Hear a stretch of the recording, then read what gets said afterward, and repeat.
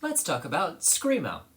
Everything is terrible. What are we gonna do about it? Scream at the top of our lungs. This is not just an accurate summation of current events, but also is the general ethos of Screamo, Scrams, whatever you want to call it. I will be calling it Scrams from here on out because I have wasted too much time on the internet. Following the events of Revolution Summer, emo core started to spread across the United States, starting out with states like New Jersey and Pennsylvania, but eventually landing in California with bands like Monsula and Fuel. Mind you, Napster didn't come out until 1999. This expansion in the scene was purely driven off of word of mouth and 7-inch vinyls and cassette tapes that usually didn't release till these bands were gone. Now in San Diego in 1991, Gravity Records would go on to put out their first ever release with the band Heroin, and this is widely considered to be the first ever Scrams band. The movement would then spread to San Francisco and we would end up with bands like Antioch Arrow, Mohinder, Honeywell, Drive Like Jehu, Hoover, and the Swing Kids, and so many more bands. You could reasonably consider these bands to be proto-Scrams bands because following this in the late 90s, Scrams eventually ended up streamlining itself into kind of two main sounds. One side would end up developing into the more aggressive and panicked side of Scrams that we see with bands like Orchid, Page 99, Sciatia, and One-Eyed God Prophecy,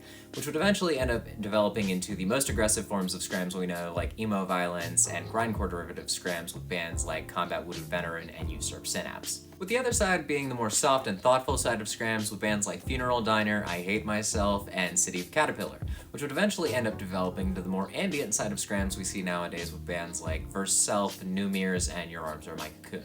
Recommendation time! On the more aggressive side of Scrams, I would recommend that you check out Bullets Between Tongues, Crowning, Gillian Carter, Love Lost But Not Forgotten, Portrayal of Guilt, United Nations, and the first two CU Space Cowboy albums. And for the more ambient side of Scrams, I would recommend that you check out Gingerbee, Foxtails, Seahorse Choke, August Flower, Mitsubishi Suicide, Algae Bloom, Sweela Loon, and Godfuck.